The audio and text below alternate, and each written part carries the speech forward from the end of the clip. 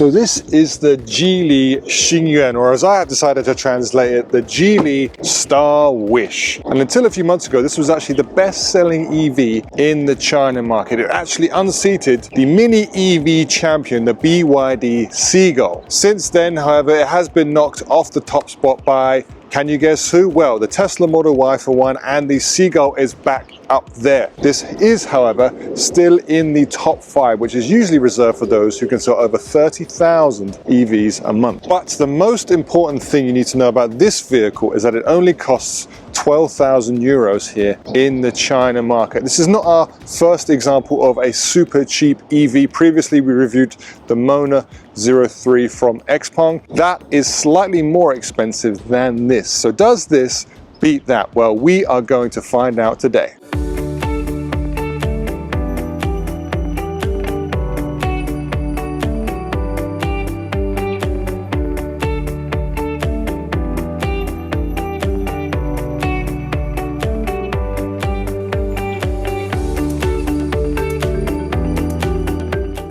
One thing which I think is key to know about this car is that it is a Geely Group brand. So Geely Group also has a joint venture in smart cars. You may have seen shots of this and thought, this car looks like it could fit under another brand. And in fact, if you squint from a distance, this does definitely look like it has the makings of a smart. These lights, if they were to connect in the middle here, would be very similar to a smart, and especially the C-pillar at the back reminds me a lot of the design language of this smart brand, in the new generation at least. Will they release it under this smart brand? Well, for now, we can only wish upon a star. That is a Starwish. So in terms of power, the Geely Starwish comes all in rear-wheel drive versions, and there's either 58 or 85 kilowatts of power, which translates to around 78 or 114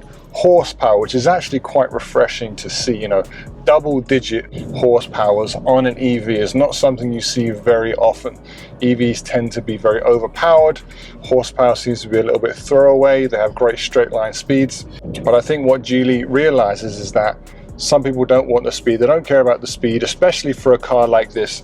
They want efficiency. They want to get the most out of their vehicle, and especially when they're going to be driving it mostly around towns and on short trips, this is the most important thing. And the sticker in the shop for this car said that the efficiency for the Geely Starwish is actually 10.7 kilowatt hours per 100 kilometers, which is actually very good. These levels, these stats are very similar to the Mona 03 which we drove before, and actually they might even be a little bit better. It does have a top speed of 130 kilometers an hour, which means if you are brave enough, you probably could hit some highways. Although the offline speed is not the best. Geely actually quotes its 0 to 50 speed as 3.9 seconds. So the Starwish comes with two battery sizes, either a 30 kilowatt hour or a 40 kilowatt hour battery for either 310 or 410 kilometers of CLTC range. How about fast charging? Well, recently we saw the unveil of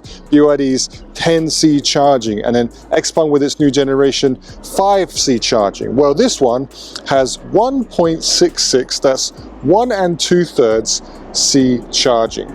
Don't laugh, this is a small car, it's a cheap car, and it has smaller batteries. So this can actually take you from 30 to 80% in just 21 minutes. And 10 minutes of charging can give you 120 kilometers of range. Not bad for a city run around. And I think the size of this car is pretty much on the mark for a kind of city run around and a small compact hatchback electric vehicle. So we have an overall length of just 4.1 meters, not as small as the original smart car, but I think in today's climate, that is a relatively small car, and a wheelbase of 2.65. How will that affect the interior? Well, we will find out shortly. As for the color schemes, let me read some of these to you. So we have vanilla rice, basil green, berry pink, and milky white. If listening to these colors is starting to get your appetite going and you're starting to want to buy an ice cream, that is because Geely actually partnered with Häagen-Dazs for its launch of this vehicle in China. So its color schemes are based around different ice cream flavors, which I think actually suits the look and the feel of the car pretty well. So inside this Starwish, and I think they've done a really good job here of not trying to do too much and give you just enough. I don't think it feels premium. I think it feels probably a little bit more expensive than it actually is. We do have some soft touch materials, some very limited ones, maybe in some of the more common touch points. The rest is kind of cheap, hard plastic, but we have to accept that at this price point. We have our cup holders here. We have a nice little glasses holder here. We have a single 50-watt wireless charging pad. This design seems a little bit odd. They've kind of like have a space which is bigger than your phone, and they have some holders to keep your phone in place. I feel like your phone might move around a bit in there, and they've also kind of wasted some space down the sides here. We have kind of manually adjustable air vents, which is nice to see. And then we have a fairly good sized storage unit here as well. Beneath here we have a USB Type A and Type C for charging your various electrical devices. We have a nice gear stick here. This is fine. This is something which I haven't seen before. It's very refreshing to see, and some kind of quick use buttons. If you want anything else, we have to go into the screen. And it's a pretty good size screen, 14.6 inches in here. I think that is a great balance, not too big, not like some of these massive screens we've seen of late. It's definitely big enough. And this is the Fly Me system. So this is one of Geely's brands, and it's very, very quick, surprisingly quick for a car at this price point. And then we also have an 8.8 inch driver's cluster here, which they perhaps didn't need to have, but it's nice to have all the same. We had the Mona, which didn't have any driver's cluster. For me, I am a fan of the driver's cluster. I think cars need to have them. So this is quite cool. We have a glove box here, but not your usual type of glove box. This actually is a sliding drawer, which I haven't really seen very often. I'm not really sure what the decision was behind that, but cool nonetheless. And as you can see, we have this kind of cityscape design that goes around the car, which looks great and actually lights up at night, and obviously is trying to tell you what this car is meant for, and that is primarily for driving around the city. The seats are surprisingly comfortable. The driver's seat is electrically operated, but anywhere else will have to be done manually, unfortunately. And if you go for the top trim, it does come with heated seats. One thing I have to mention about the interior, and to be honest, I'm not the first person to point this out, is that it seems there are vibes of the Smart brand. You know, I mentioned before the Smart #3, it kind of cocoons you, it kind of wraps you inside, has a very kind of like enfolding interior. But if you can imagine this with some of the doors and some of the sliders of the Smart #3, for example, you can see where this car could resemble a Smart. One small problem is that the more I spend time with this car, whether that be driving or just sitting in it, the more I discover some kind of cheap flaws, if you will. The doors didn't close very well the first few times. They had to require a little bit of extra power to get them to close properly. And these stalks for the washing and the lights, so it's actually got manual lights, they do feel very cheap, and I'm not sure if they can stand the test of time, to be honest. So in the back of the Starwish, and to be honest, I'm actually very impressed with the amount of room that is in here, and actually the level of comfort you have. You know, I have my seat in my driver's position as usual. I'm 197 centimeters, and I'll be honest, my head at the back here is touching just where the car starts to come down at the back there. But anyone who's 6 foot or under should have no issues here.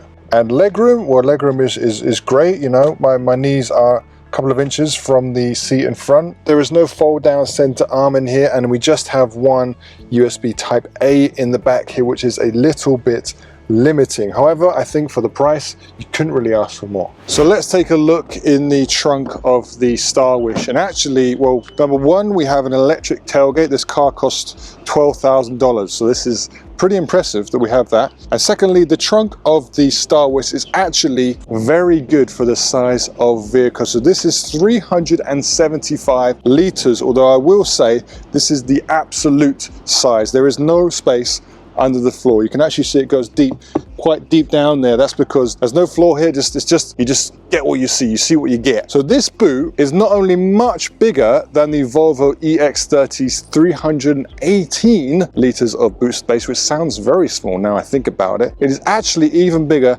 than the trunk of the Smart #3 by 5 liters. So this super affordable EV has a larger trunk space than the Smart #3. This second row can be folded down to give you up to 1,320 liters, although of course This is not flat, but probably still good for moving some larger items. So to Frunk or not to Frunk, that is the question. Remember, this is a very affordable car, and yet we still have an actually pretty incredible 70-litre Frunk in here. I think for a lot of people, this is a very welcome addition. While the trunk itself is definitely not small, I think this just adds to the level of practicality and even more value that you get from this super mini EV. The driving experience is okay. I mean, it reminds me a lot of, you know, what your starter car might be in places like Europe, like a Ford Fiesta or a Renault Clio. It actually brings back a lot of memories of those true kind of